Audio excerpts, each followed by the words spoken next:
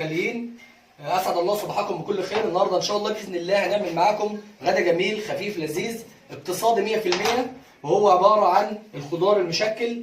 هنقليه مع الكفته داوود باشا، بس هنعملها بطريقه جميله وطريقه خفيفه وطريقه مبسطه 100%. اي حد في البيت، معلوماتنا سهله بس ان شاء الله ركزوا معانا وبمعيار بسيط. اول حاجه معايا كيلو من اللحمه فرمها، معايا حوالي 100 جرام من الدهن.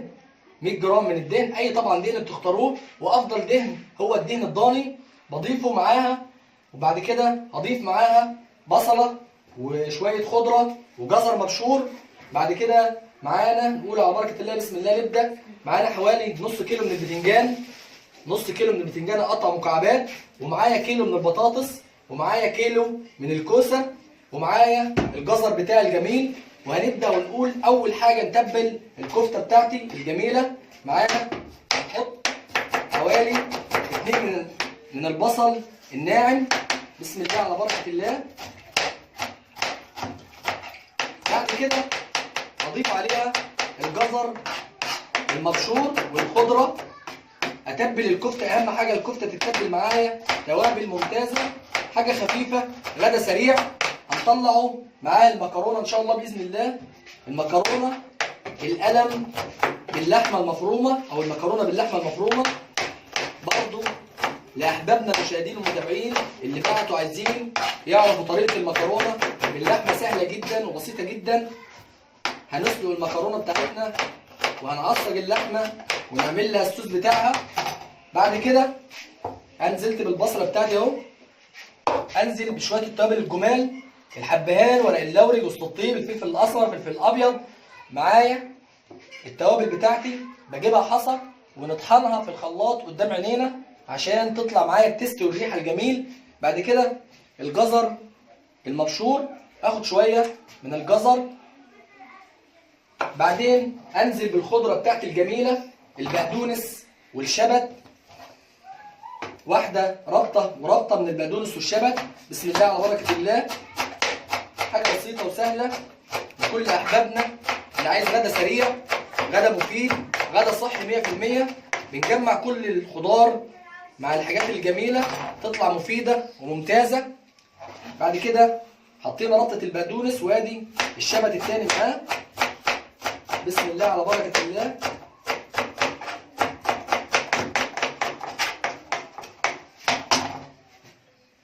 هنفرم او هنهرس كله مع بعضيه، نخلط المقدار. بعد كده اقطع البطاطس معايا مكعبات صغيره، والبتنجان مكعبات، والكوسه نفس التكرار، وهنقليها في الزيت. ونرجع لحضراتكم قبل ما نعمل الصوص بتاعنا وقبل ما نعمل الصينيه بتاعتنا هنشوف هنعمل ايه. وادي البتاع على طول، احنا بعد ما قطعنا مكعبات على طول الحاجات الخضار بتاعنا الجميل، بتنجان في الزيت اهو هياخد اللون الاحمر بتاعه. طبعا احنا عملنا له بمعلقه النشا، شويه الملح، شويه الدقيق، قلبناه مع بعضيه عشان ما يمتصش مني زيت كتير. اول ما ياخد اللون الدهبي بتاعه الجميل ويتحمر معايا، هنزل بالبطاطس نفس التكرار، بالكوسه نفس النظام. وهنرجع معانا بعد ما حمر الكفته الثانيه معانا، هنشوفها برده مع بعضنا وهي الكفته بتتحمر. بعد كده هنشوف التركيبه بتاعتنا نعملها ازاي والصلصه بتاعتنا ازاي. خلينا مع بعض على طول. بعد ما كورنا بتاع الكفته بتاعتي، وطبعا خلطتها مع البقدونس والجزر والبصل والتوابل بتاعتي الجميله، هبدا اقليها في الزيت، في نفس الزيت اللي انا قليت فيه الخضار بتاعي. هبدا انزل فيه واحده واحده مع بعض اهو، لحد ما هنوصل للصينيه بتاعتنا الجميله الحلوه، مفيده جدا وطعمه جدا واقتصاديه برده جدا 100%. 10 افراد ماشي، 15 فرد ماشي، كل واحد على حسب عدد الاسره بتاعته، يقلل ماشي، يكتر ماشي، مفيش اي مشاكل خالص. هنخليها تتحمر من الكفته بتاعتنا كويس، تاخد اللون الذهبي. بعد كده نرجع نشوف التركيبه بتاعتنا نعمل فيها. بعد ما حمرنا على طول، بعد ما حمرنا الحاجات بتاعتنا كلها مع بعضيها، نزلناها في زيت البطاطس مع الكوسه مع البتنجان، كل حاجه لوحديها. عملنا الصوص بتاعها، وهي عباره عن 1 بصله مفرومه ناعمه، نص كيلو طماطم عصير، 2 عدد من الثوم. عملنا حمرنا او صفرنا البصله بالظبط مع معلقتين زيت، صفرناها وبعد كده نزلنا عليها الثوم، وعملنا عليها تيست حاجه بسيطه من الفلفل الحار، اللي عايز يحط حار ماشي، عايز يحط بارد ماشي. بعد كده ضربنا عليها العصير الطماطم، نزلناها عليها، وعملنا الصوص بتاعها الجميل لحد ما استوى، وجبناه على طول تعالوا بقى نعمل التركيبه بتاعتنا الكامله.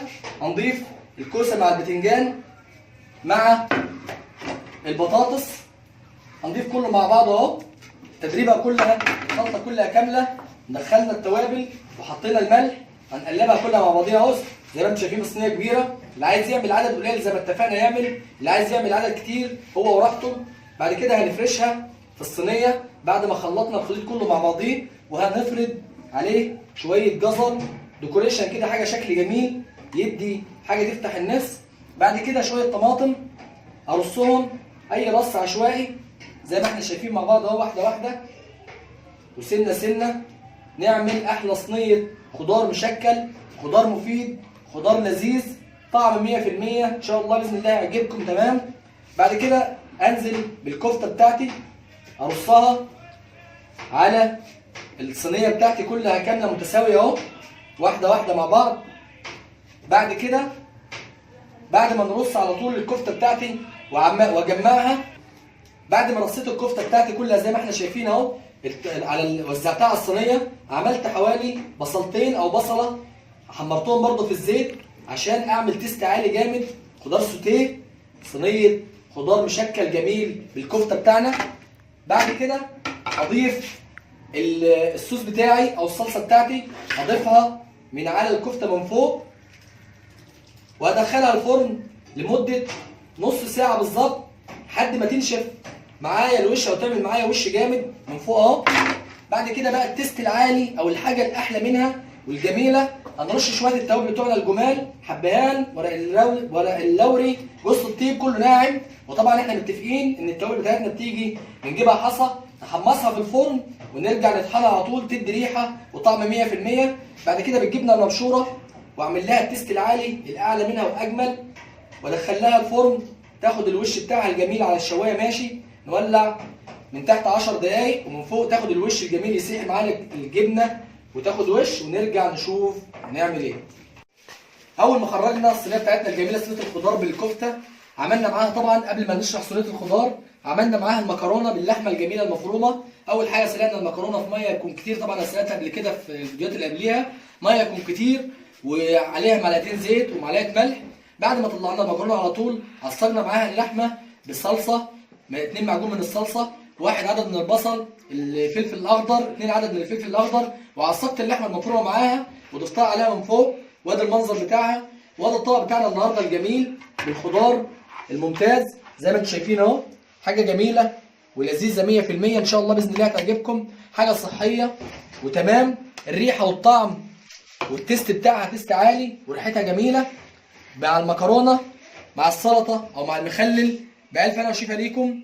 وده كان غدا النهارده، غدا سريع مفيد لذيذ اقتصادي 100%.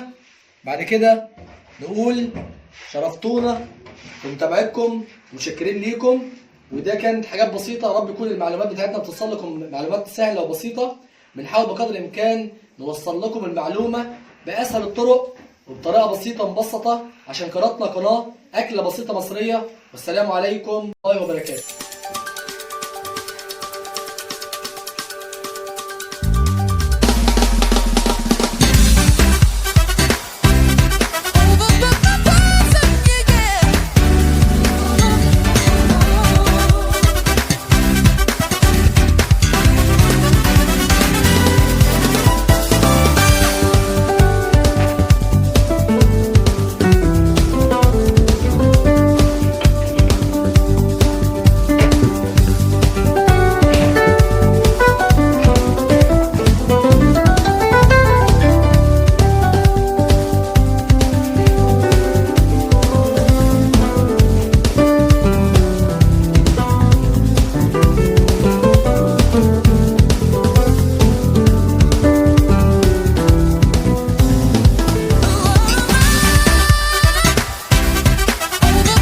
بسم الله الرحمن الرحيم.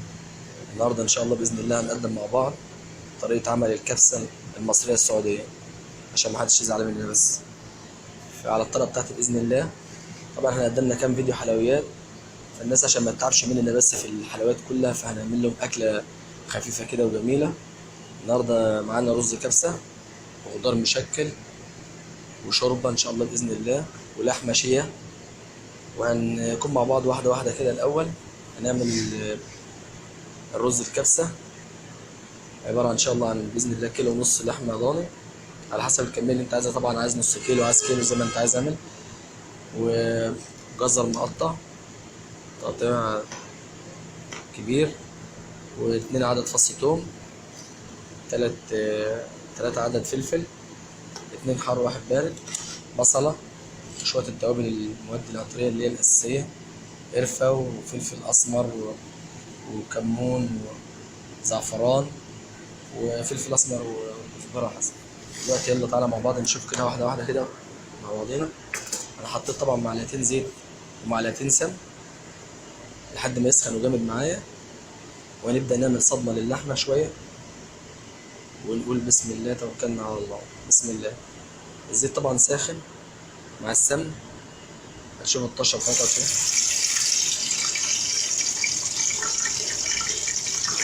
بسم الله.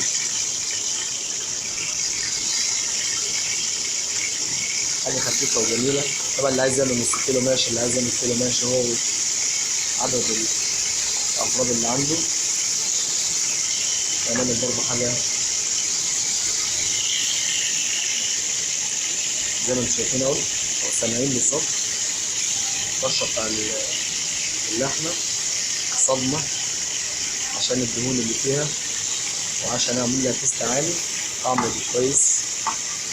طبعا احنا بنقدم الفيديوهات بدون مونتاج ولا حاجة، فما بنقطعش منها حاجة عامة يعني، من الفيديو للحلة مباشر. هنسيبها لمدة دقيقة أو دقيقتين بالظبط لحد ما تغير اللون بتاعها، وبعدين نشوف مع بعض هنعمل ايه. انا دلوقتي ان شاء الله سبت اللحمة لحد ما نزلت الدهون اللي فيها كلها، غيرت لونها. ابدأ بقى احط لها الحاجات اللي انا عاملها، الجزر والثوم والفلفل سليم والبصل قطع تقطيع مكعبات كبيرة، مع شوية التوابل والكميات بتوعهم نزلهم كلهم، وابدأ اقلب لمدة دقيقتين او 3 لحد ما تاخد من اللحمة بتاعتي، تاخد مقص من كل المقادير اللي انا حطيتها دي. الريحة طبعا ما اقولكمش على الريحة، هتجربوها ان شاء الله هتعجبكم جامد جامد يعني. زي ما انتم شايفين اهو، اسيبها لمدة دقيقة او دقيقتين، بعدين انزل بالمية بتاعتي واسيبها لحد ما تستوي اللحمة معايا خالص، وبعدين نشوف هنعمل ايه. زي ما انتم شايفين اهو.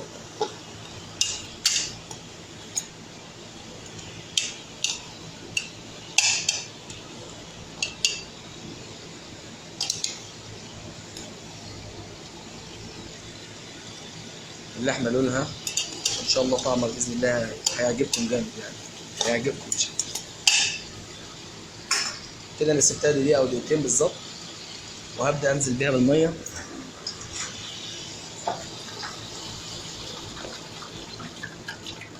انزل بالمية بتاعتي على حسب المقدار اللي انا هحطه من الرز بتاعي. طبعا كل حاجة بالمعيار. كل الرز البسمتي بالذات الحبة الطويلة بتحتاج كل كوباية رز، كل كوباية رز بتحتاج كوبايتين مية. احنا طبعا عارفين المقدار، فاللي مش عارف المقدار هيعاير بالكوبايات وكده. هسيب اللحمة بتاعتي تستوي براحتها، وبعدين ارجع لكم ان شاء الله. نعمل الصنف التاني لحد ما اللحمة بتاعتنا تستوي، ونشوف الرز الكبسة يوصل معانا لحد فين. هنعمل النهارده خضار مشكل، هو عبارة عن بسلة وجزر وفاصوليا خضراء وكوسة وبطاطس. تشكيلة خضار ممتازة وجميلة وصحية جدا جدا، و2 عدد بصلة ناعمين، و3 فصوص توم، وعدد قرن فلفل على حسب الرغبة، وشوية التوابل، حبهان، أنا منعم حبهان على جوز الطيب على ورق اللوري، وهنا الفلفل الأسود. هنبدأ نعمل الصنف التاني من الخضار اللي هيتقدم مع الرز إن شاء الله. هنقول بسم الله. هننزل بالبصل الاول والثوم والفلفل. انا بعمل خضار مشكل، بعمل خضار خفيف، مش بسبك الحاجه وبتقلها او ان هي عشان ما تعملش حموضه وتتعب الناس اللي معايا. احنا ان شاء الله هنعمل حاجات خفيفه.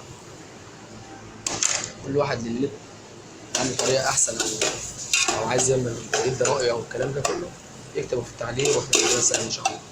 هنبدا نقلب في البصل لحد ما يغير لونه، بعدين ننزل بالخضار.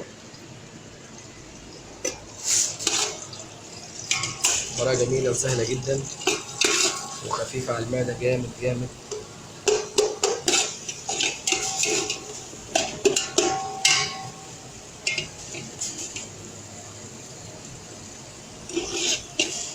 اول ما البصل يتغير لونه او يقبل حاجه بسيطه خالص طص الميه بتاعته، نبدا ننزل بالخضار ونقلب شويه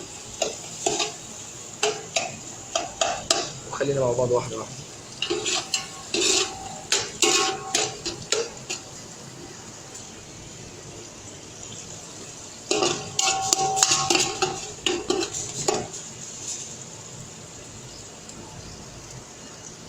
خلاص اهو قربنا.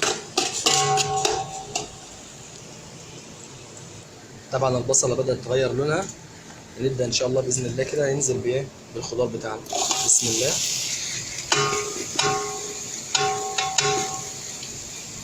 انا طبعا بصور بايد وماسك بايد، يعني اعذروني لو في اي خطا في التصوير او اي حاجه فمعلش يعني حقكم عليا. اللي زعلان يجي ياخد طبق لحمه ولا اي حاجه. هنبدا نقلب الخضار بتاعنا.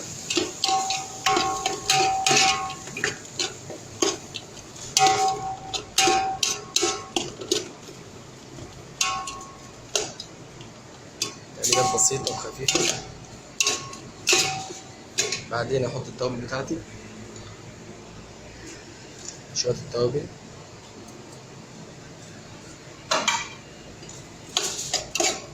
اللي يحب الخضار اصلا هو الخضار الجميل الممتاز صحي، ما يعملش حموضة، ما يتعبش المعدة، حاجة خفيفة جدا جدا.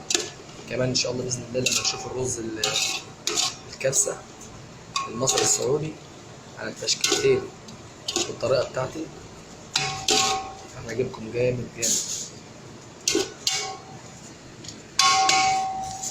اللهم صل وسلم وبارك عليك سيدنا رسول الله. بسم الله. قلبنا كده شويه لمده دقيقه بالظبط او دقيقتين لحد ما الخضار شرب من البصل بتاعه والثوم والفلفل اللي انا حاطه زي ما انتم شايفين اهو. ابدا احط عصير الطماطم، وطبعا ما بحط الصلصه ولا اي حاجه عشان يبقى خفيف، مش محتاج ان انا اللون الغامق او الصلصه التقيله، انا محتاج حاجه خفيفه.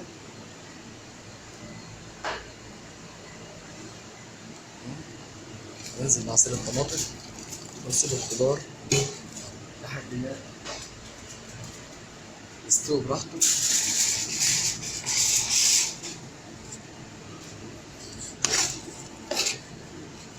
زي ما انتم شايفين اهو. بسم الله ما شاء الله. هسيبه طبعا لحد ما يستوي براحته، بعد كده نيجي نشوف الصنف بتاعنا اللي هيحصل تاني. ودلوقتي ان شاء الله لحد ما ننتهي من تسوية الخضار والرز اللي هنشوف ان شاء الله مع بعضنا واحده واحده كده، هنبدا نعمل الصنف الثالث، وهي عباره عن لحمه اسمها شيا سودانيه. شيا سودانيه بس على الطريقه المصريه ان شاء الله باذن الله، بسيطه وسهله، وبيبقى الصوص بتاعها او البيون بتاعها بيبقى طعم لذيذ جدا وجميل. طبعا اللي عنده اللي عايز يشكل من كيلو لحمه يشكل، ممكن يعمل الصنفين اللي احنا عملناهم من اللحمه، مش لازم يعني يكون كميات كتيره او كده. دلوقتي هنشرح طريقة الشيا السودانية.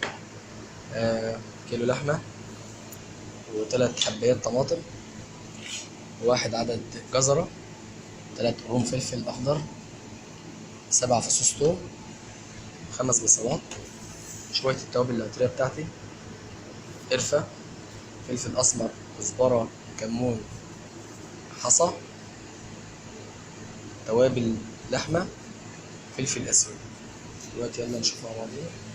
طبعا انا حطيت كميه من الزيت والسمنه هنا، بيبقى كميه كبيره شويه على اساس ان انا عايزها بيبقى بتاخد لون مختلف عن اللون اللي هو بتاع الكبسة جامد كتير، وبسيبها لحد ما الزيت والسمن بتاعي يبقى ياخد غليان كتير. وهبدأ أنزل. الفرق بينها وبين اللحمة الكبسة إن أنا ما بحطش مية أو أحط لها شوربة خالص، أنا بسويها منها فيها. بنبدأ نسوي اللحمة، نقول بسم الله. هننزل باللحمة دلوقتي، أنا مقطعها تقطيع مكعبات صغيرة خالص. بسم الله. طبعا كمان كتير. بسم الله. اللي عايز يشكل من كيلو اللحمة، بدل ما أعمل صنف واحد لا هعمل كذا صنف وكذا تشكيلة من نفس الأكلة اللي أنا عاملها، وبرضه اقتصادية إن شاء الله، وتكون حاجة كويسة وهتعجبكم بإذن الله. سيبها. أنا كده نزلت اللحمة بتاعتي.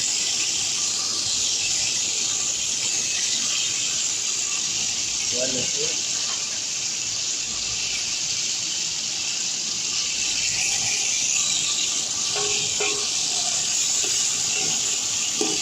أعمل لها صدمة في الأول لحد ما أغير اللون بتاعها خالص خالص، وأعلي عليها النار في البداية، وتكون النار عالية جامد. بعدين لما بنزل بالمقادير بتاعتي التانية والحاجات اللي أنا عاملها، بهدي النار خالص لمدة ساعة زمن، وهتطلع معاكم لحمة بإذن الله بالصوص، وحاجة جميلة جدا جدا هتعجبكم أوي. نمشي مع بعض واحدة واحدة زي ما انتم شايفين.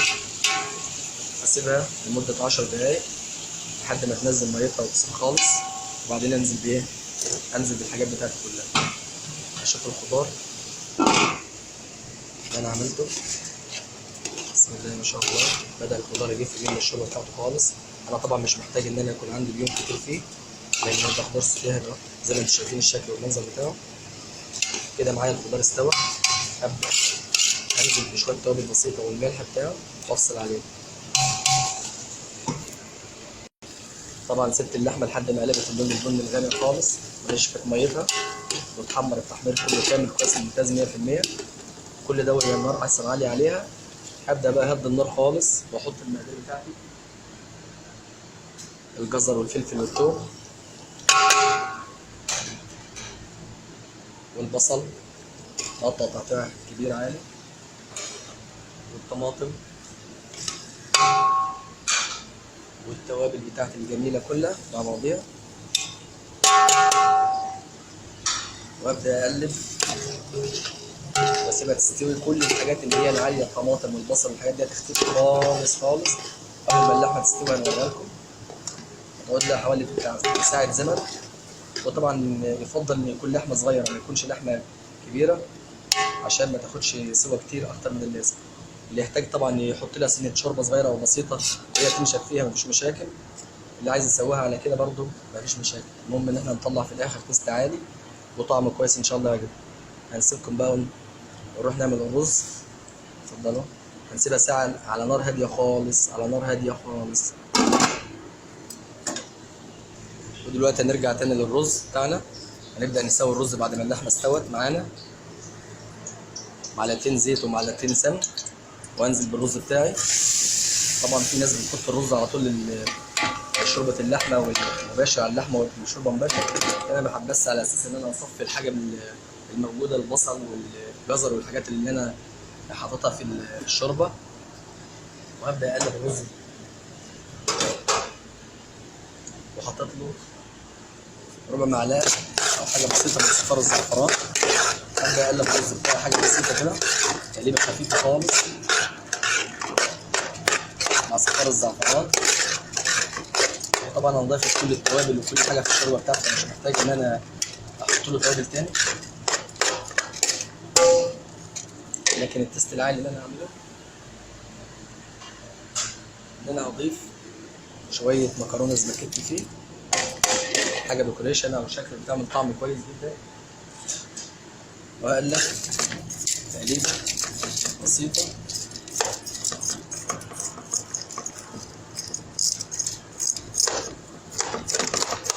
كسرت المكرونه طبعا، حاجات خفيفه وبسيطه جامد، تعمل منظر وتعمل طعم حلو جدا جدا. وهبدأ أصفي النص بتاعي. هبدأ أصفي الرز،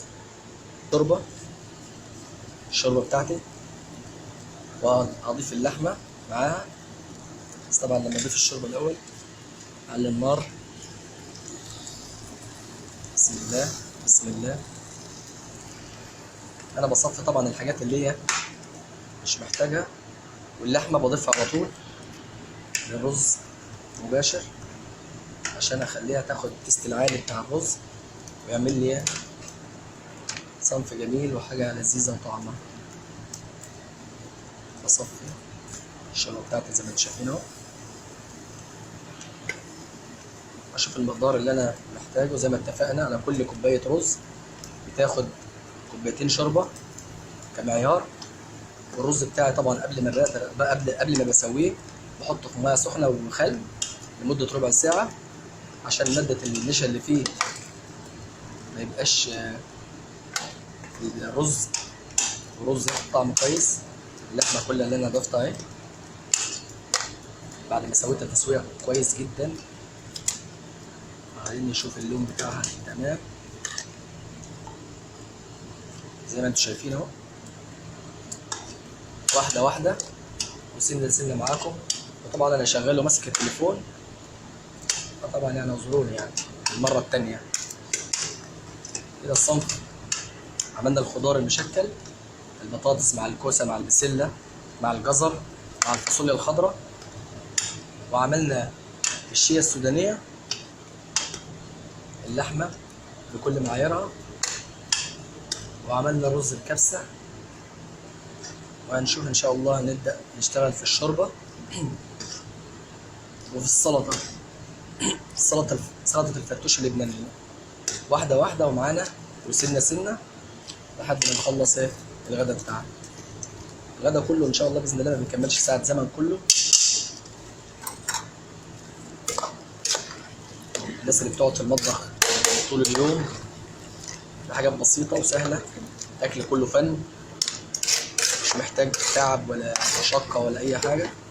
زي ما انتم شايفين اهو انا قلبت اللحمة مع الرز مع كله وحطيت التوابل بتاعتي كلها في الشوربة، وهسيبه يستوي على نار عالية لمدة 10 دقايق لحد ما ينزل الربع، وابدا اخف منه. محتاج لون تاني او شوربة تاني بحط له، ما احتاجش وان شاء الله مش هيحتاج علشان انا بالي الرز او اللي انا حاطط الرز في ميه سخنه لمده ربع ساعه، فما بيحتاجش بيون كتير. هيبدا الرز يقلب معايا ونشوف بعد كده يعمل ايه. بعد ما يستوي ان شاء الله نبدا التشكيل بتاعه. ودلوقتي الصنف الرابع ان شاء الله باذن الله نقدمه مع الغدا بتاعنا النهارده هيكون شوربه المكرونه. شوربه المكرونه شوربه ايطاليه بس على الطريقه المصريه. المكونات بتاعتها نص كوبايه مكرونه، طبق من الجزر، طبق من البطاطس مقطع مكعبات، بصله مفرومه ناعم، 2 مكعب مرق دجاج، عودين نعناع مفرومين ناعم، والتوابل بتاعتي الحبهان ووز الطيب ورق اللوري والكزبره والفلفل الاسود. دلوقتي مع بعض هنشوف هنعمل ايه. بسم الله. معلقه زيت زيتون ومعلقه سمن، معلقه زيت زيتون ومعلقه سمن. طبعا زيت الزيتون انا ما بخليش ان هو يوصل لدرجه حراره عاليه عشان طبعا بيبقى فيه مشكله، لكن ان شاء الله خير. ابدا احط البصل واقلب في البصل حاجه بسيطه لحد ما الريحه بتاعته تطلع. بس ريحه البصل تطلع خالص من المكان. طبعا زيت الزيتون بينكه الشوربه بتاعته ويخليه حاجه مفيده جدا وجميله. شوربه غنيه بكل الفوائد بتاعتها وحلوه، وبتكمل معايا الطبخه اللي انا عاملها. بتعمل بحاجه سهله وبسيطه ومن غير تكاليف عاليه. بصله ناعمه وجزره وبطاطسايه وشويه مكرونه صغيرين نص كوبايه. وطبعا معايا الشوربه بتاع اللحمه.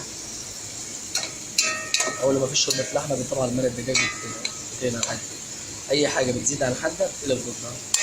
هنقلب لمده دقيقه بالظبط او دقيقتين. انا مش عايز البصله تطلع كلها كامله زي ما انتم شايفين كده، صوت وصوره من غير اي شغلانه. بعدين انزل بالجزر والبطاطس واقلب شويه.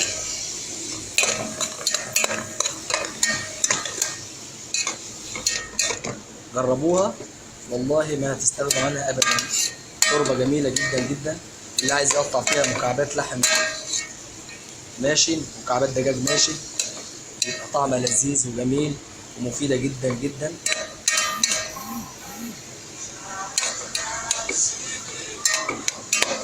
بقلب شويه حاجه بسيطه. بعدين احط التوابل والمرق والنعناع. بعدين اضيف الشوربه. طبعا لازم اضيف الشوربه. ابدا اضيف الشوربه بتاعتي.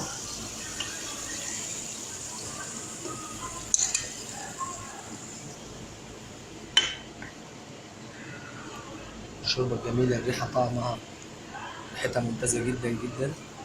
انا قلت طبعا ان انا ما كنتش اقدر امسك لازم امسك بايدي واعمل بايدي، لكن انا بصور طبعا زي ما انتم شايفين. عمليه مش سهله، بس عشان خاطر حبايبنا بس يدعوا لنا دعوه كده تستجاب ان شاء الله.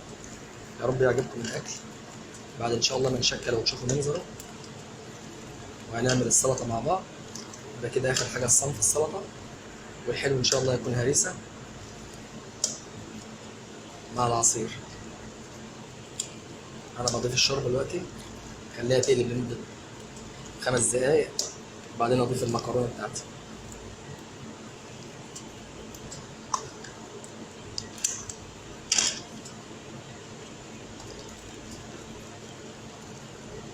طبعا ده الجوليان الحاجات اللي انا حاططها في الشوربه دي اصلا اساسيه وجميله، بتدي طعم جميل جدا للشوربه وحلوه. خد الشوربه بتاعتي اسيبها لمده 5 دقايق وبعدين نرجع ليه. طبعا الشوربه بتاعتي دلوقتي قلبت. هبدا اضيف عليها المكرونه. اضيف عليها المكرونه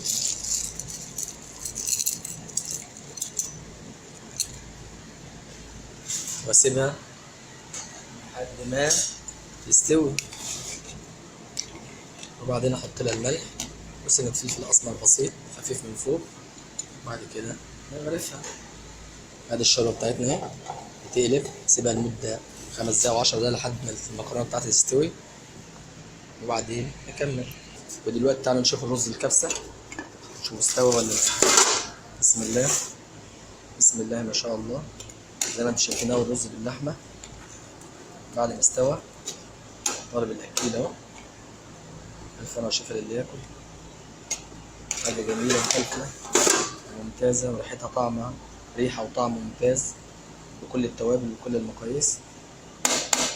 ونشوف في التقديم ان شاء الله. هنعمل في التقديم كده نفصل عليه النار، نطفي عليه النار ونشوف المقادير التانية، الحاجات التانية هنسويها.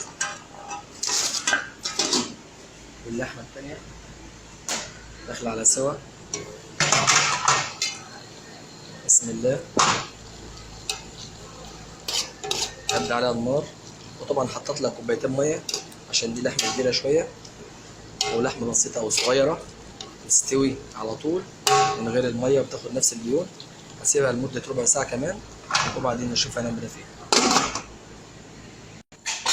ودلوقتي بعد ما خلصنا تسويه الرز وتسويه الخضار والشوربه والحاجات اللي احنا عملناها، دلوقتي دي طريقه التقديم بتاعتها.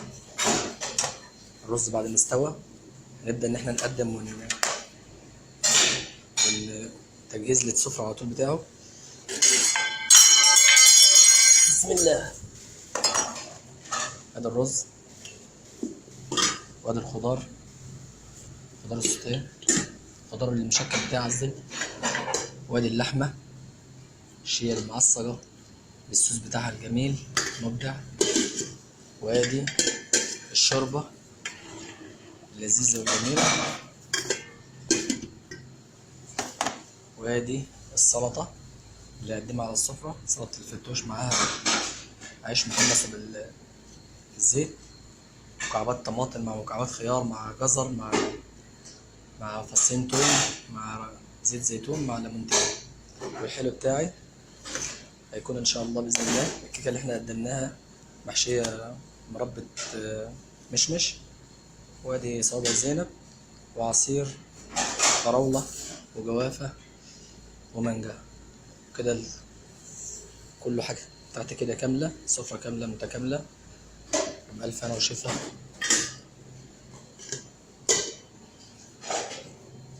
ليكم وبألف هنا وشفا للي يجرب ويشوف ويستمتع بالأكل بتاعنا.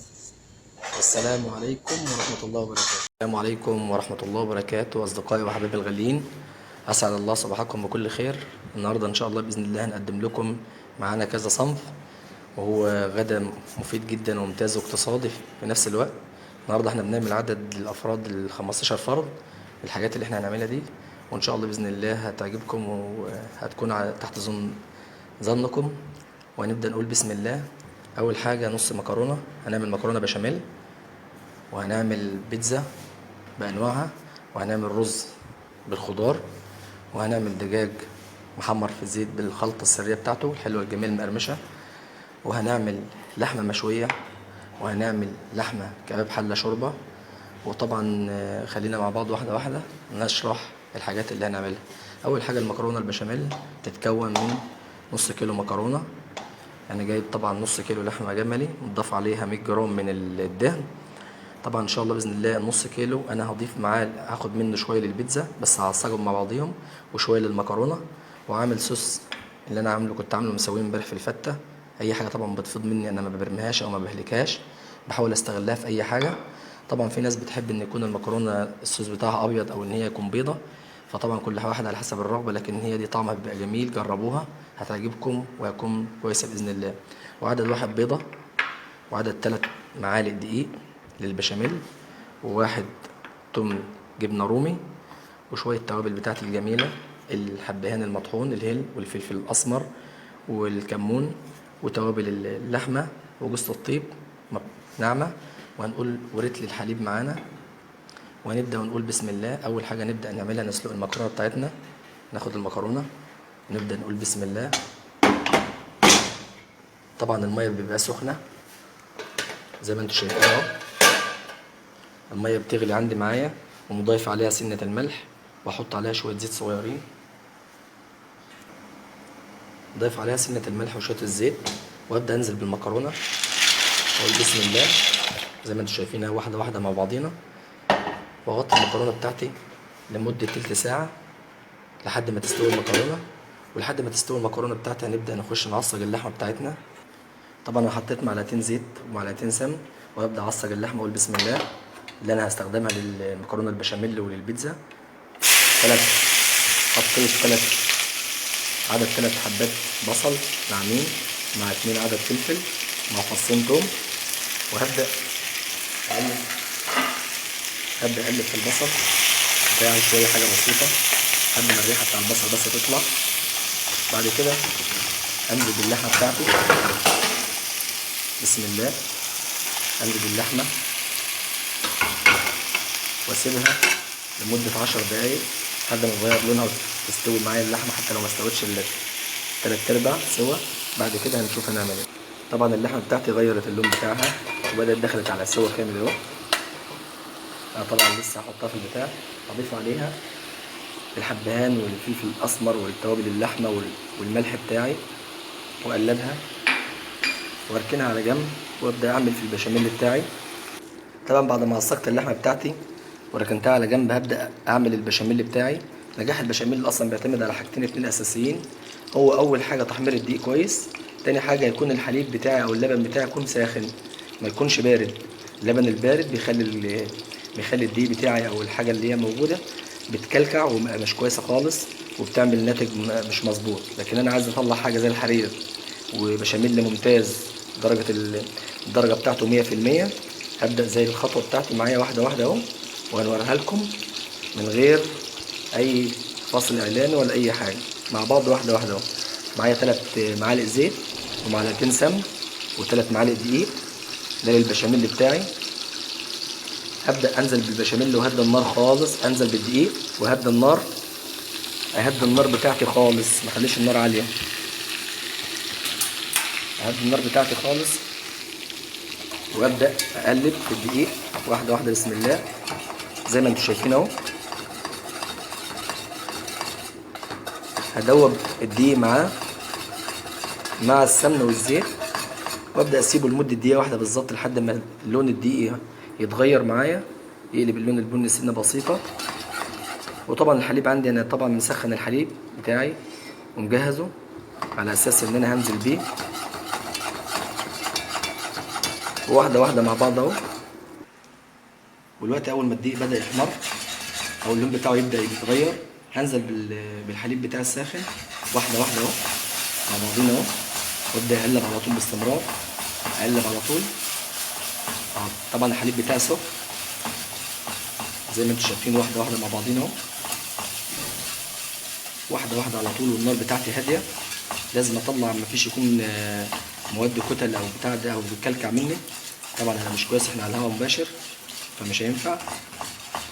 زي ما انتم شايفين واحده واحده اهو، نازل معاها سنه سنه واحده واحده، واقلب على طول باستمرار، اقلب على طول لحد ما احصل على العجين او بتاع البشاميل بتاع الجميل اللين.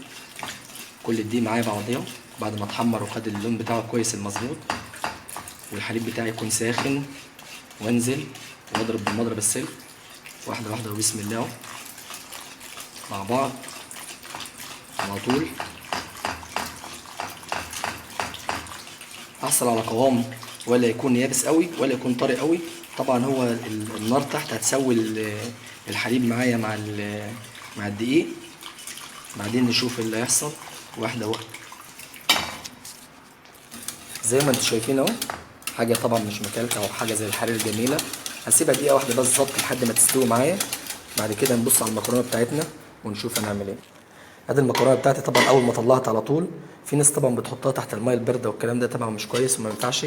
احنا هنحطها واول ما ننزل بيها على طول ننزل عليها بالصوص الاحمر، الصوص اللي هي الصلصه اللي انا عملتها امبارح مع الفته دي، زي ما قلنا ان احنا ما بنرميش اي حاجه خالص. وهبدا اضيف عليها اللحمه المفرومه. طبعا في ناس بتعمل رق مكرونه ونص في البتاع، لكن انا ما بفضلهاش. انا بعمل طريقه مختلفه خالص عن اي حد، بس الطعم ان شاء الله باذن الله هيكون مختلف خالص تماما ويكون حاجه كويسه. هبدا انزل باللحمه بتاعتي المفرومه اللي هي المعصجه اللي انا عملتها على ايديا. اي لحمه بتيجي من بره مجمده والكلام ده مش كويس، انا ما بحبوش او ما بضمنوش. فانا بفرم كل حاجه بايديا وبعمل كل حاجه على اساس ان انا اطلع التيست المظبوط او الطعم اللي هو الكويس.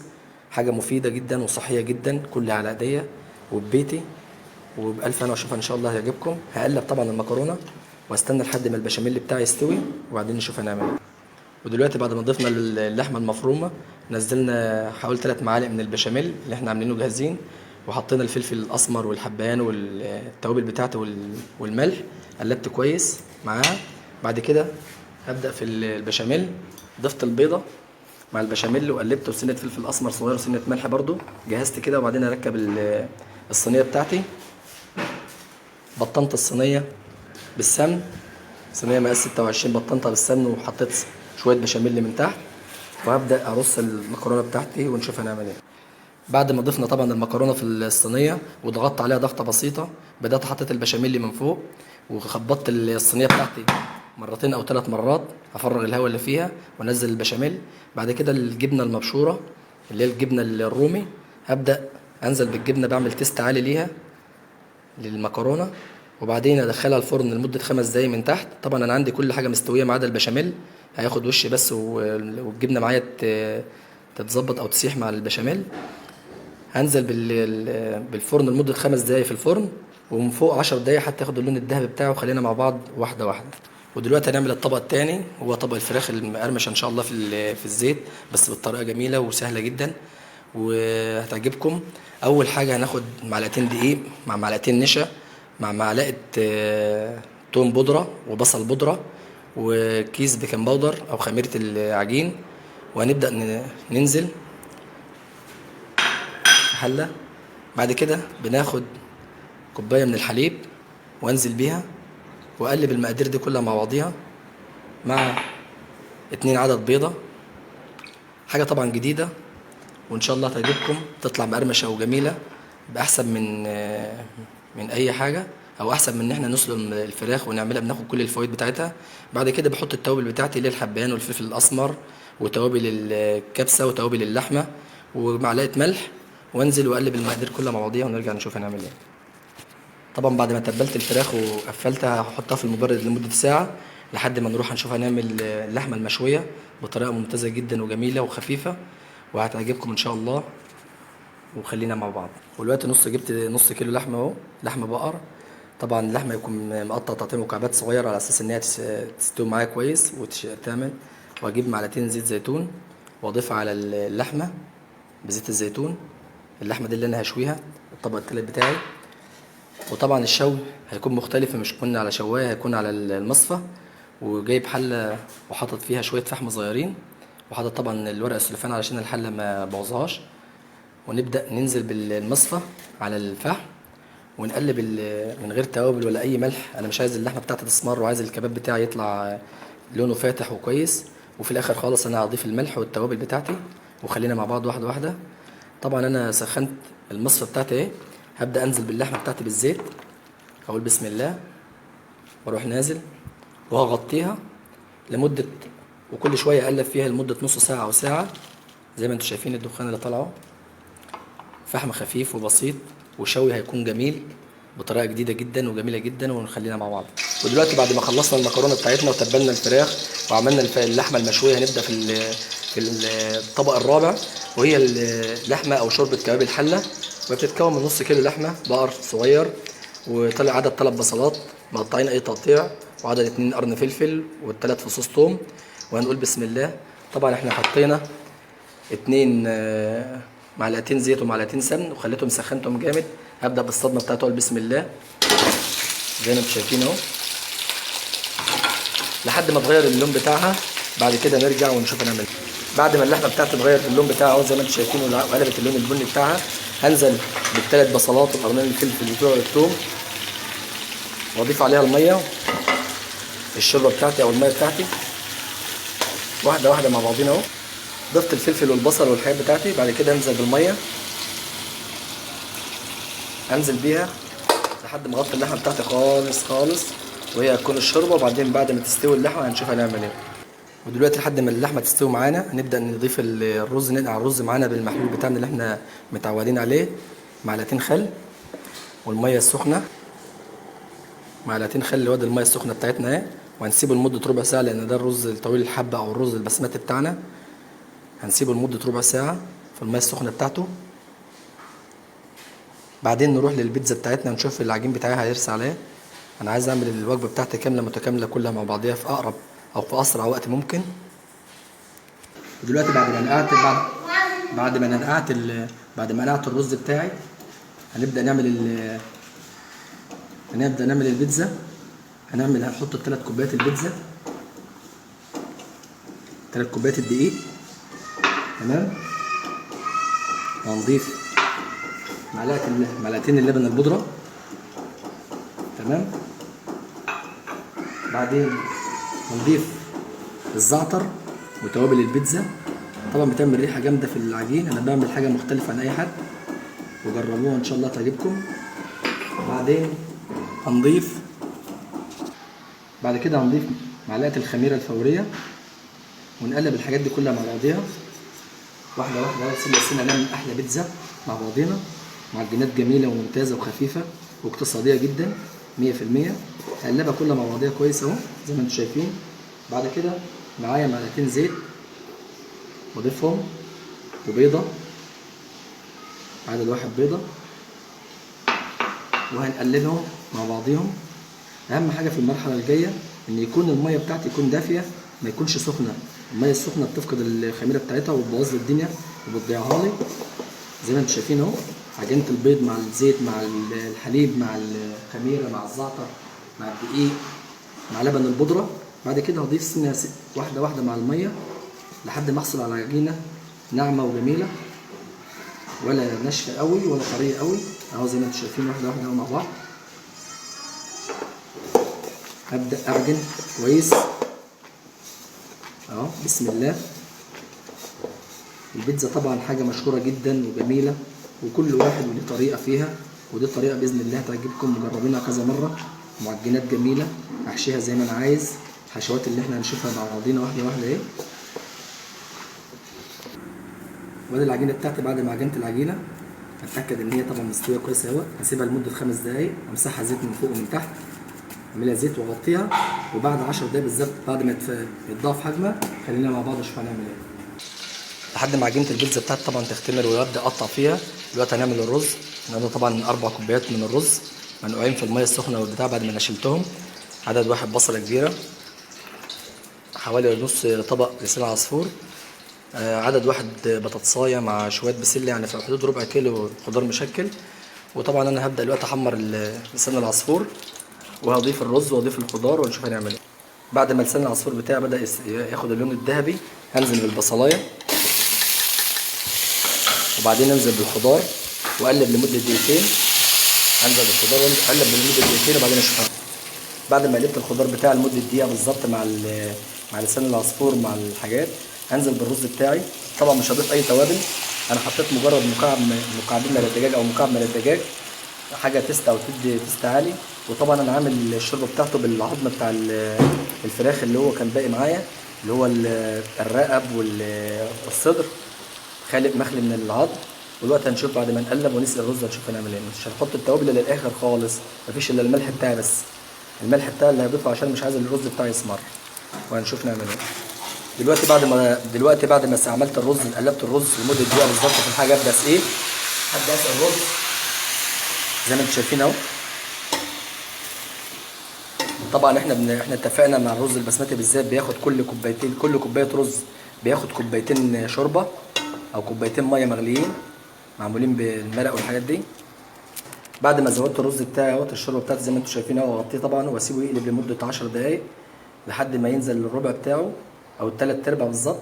وفي الربع الاخير بهدي النار خالص واسيبه يستوي على نار هاديه ونشوف هنعمل ايه بعدين.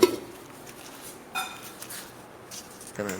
دلوقتي بعد ما سويت انا الكباب بتاعي حطيت عليه الملح والتوابل بتاعته كلها اهي زي ما انتم شايفين، هنزل بيه على ورق سيلفر. بعدين هنزل على حسب الرغبه بشرايح البصل والطماطم والفلفل، واغطي وادخله فرن تاني لمده 5 دقايق بالظبط زي ما انتم شايفين اهو في الصينيه زي ما هي، عشان ياخد الصوص بتاعه كامل ويفضل طري معايا ويبقى زي الفل. ودلوقتي بعد ما العجينه بتاع البيتزا بتاعتي تضاعف حجمها، انا طبعا هعملها بيتزا كبيره وخدت منها بيتزا صغيره تاني، هعملها على نوعين. البيتزا الكبيره طبعا عشان حجم عالي هبدا افرد فيها لحد ما اعملها بتاع الصينيه كلها وبعدين نشوف. بعد ما فردت العجينه بتاعتي حوالي نص سم بالظبط حوالين الصينيه كلها. طبعا اللي عنده صواني صغيره ممكن يقطعها مكعبات صغيره، المهم يكون الرق بتاع البيتزا بتاعتي يكون نص سنتي، رق بسيط وضعيف. بعد كده بخرم البيتزا كده عشان انا ما تضاعفش، انا مش عايز حجمها يتضاعف اكتر من اللازم وتاخد المقدار بتاعي. بعد ما خرمت بتاع البيتزا بتاعته زي ما انتم شايفين بالتكه واحده واحده وسنه سنه مع بعضنا اهو، هننزل بالصوص بتاعنا. الصوص بتاعنا طبعا انا عامله في الصوص الفته كامل بالثوم والبصل والخل والحاجات بسيطه زي ما انتم شايفين. هفرد الصوص. بعد ما فردت الصوص بتاعي اهو هبدا انزل باللحمه. طبعا البيتزا بتتعمل على كذا شكل وكذا حاجه، ممكن اعملها بالجبنه، ممكن اعملها بالهوت دوج، ممكن باي صنف اللي انت عايزه. اي حد يحب باي صنف بيها تتعمل بيها سهله جدا وبسيطه. احنا بنعمل اساسات البيتزا اهي سهله وبسيطه وبيتي جدا. حطينا اللحمه المفرومه، بعد كده ننزل بالزيتون المقطع 13 شرايح اهو. بعد كده بالجبنه الموتزاريلا رشه بسيطه. بعد كده الحشو التاني ده على حسب الرغبه زي ما انا عايز.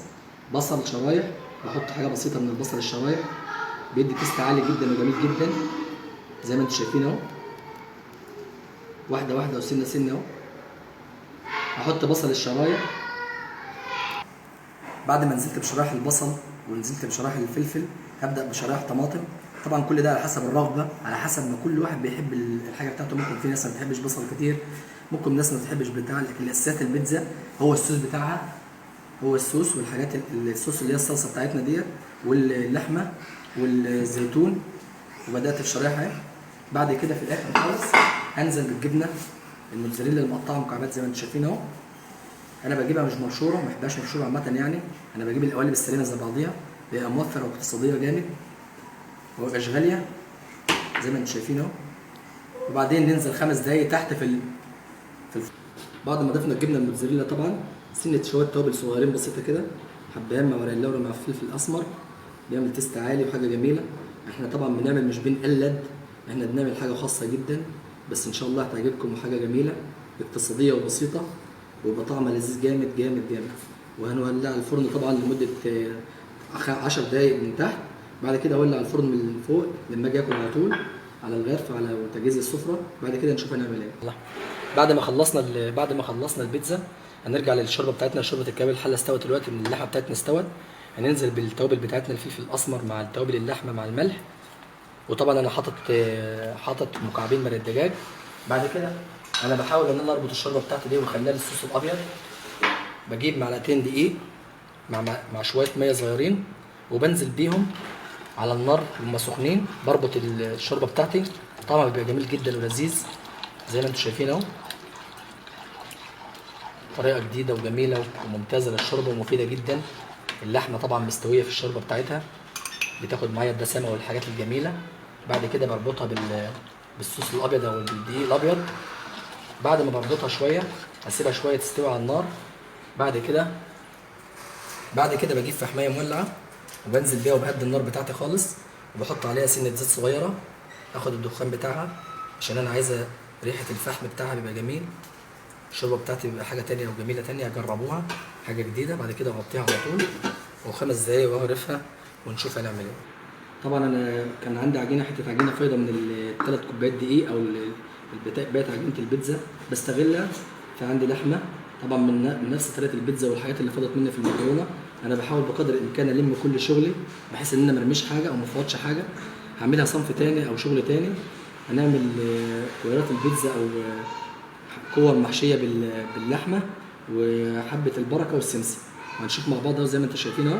هنبدا في الحشو بسيط، شويه لحمه، بعدين بصله، بعدين على حسب الرغبه البصل زي ما قلنا، حته جبنه موتزاريلا. بعدين الم العجينه بتاعتي خالص واعملها كوره زي ما انتم شايفين اهو، بالراحه واحده واحده مع بعضينا اهو. احنا بنمشي خطوه خطوه. بعد كده بعد ما لميت العجينه بتاعتي، الحبهان السمسم وحبه البركه معايا هعملها عكس واضغط عليها سنه صغيره وابدا اطلعها وارصها في صينيه مدهونه زيت. وبعد كده هنشوف هنعمل مع بعض ايه.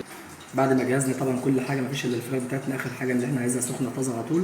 عملت شويه دقيق، كوبايه دقيق معاهم شويه فلفل اسمر مع حبهان مع الهل مع سنه ملح صغيره بسيطه مع توم بودره مع بصل بودره، كل ده مختلط مع بعضيه.